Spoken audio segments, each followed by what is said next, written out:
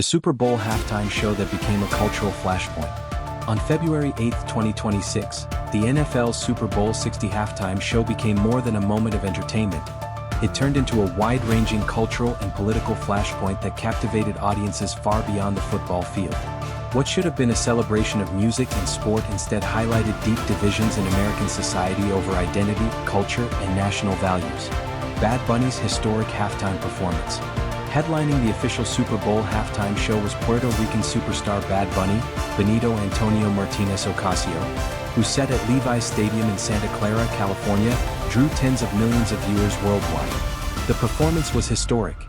He became one of the first artists to perform almost entirely in Spanish at the Super Bowl, blending reggaeton, Latin rhythms, and a mix of surprise guest appearances from stars such as Lady Gaga and Ricky Martin. Critics and fans alike praised Bad Bunny's show as a vibrant celebration of Latinx culture, unity, and inclusion. A performance that resonated not just as music but as cultural representation on one of the world's biggest stages. Many spectators described it as unifying and joyous, underscoring how music can bridge cultural divides. Political backlash and alternative programming.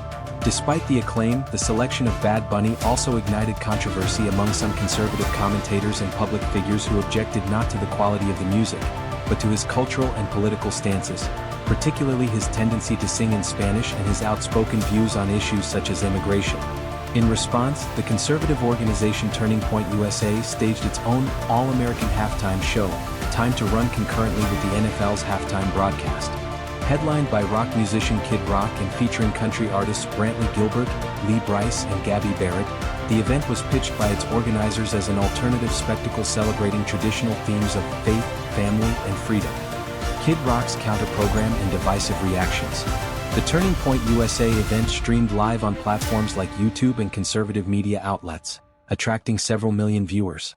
The 30-minute program kicked off with a patriotic rendition of the Star-Spangled Banner, included performances of rock and country songs, and concluded with a tribute to the late Turning Point founder Charlie Kirk.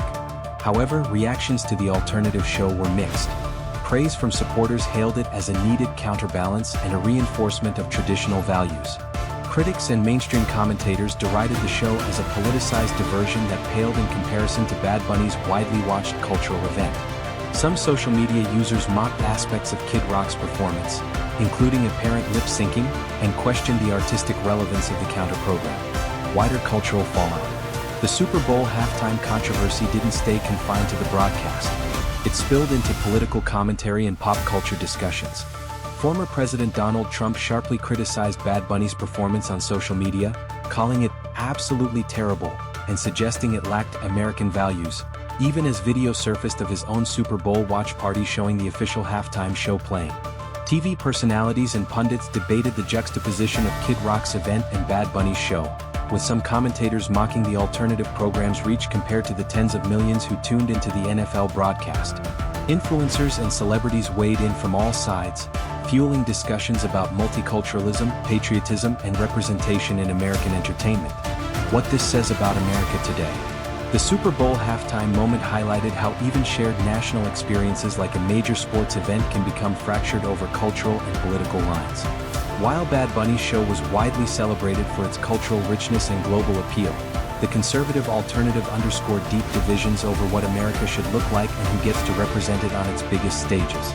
In a media landscape where entertainment and political identity increasingly overlap, it may not be surprising that a halftime show, once purely a spectacle, now serves as a mirror of cultural contention in the United States.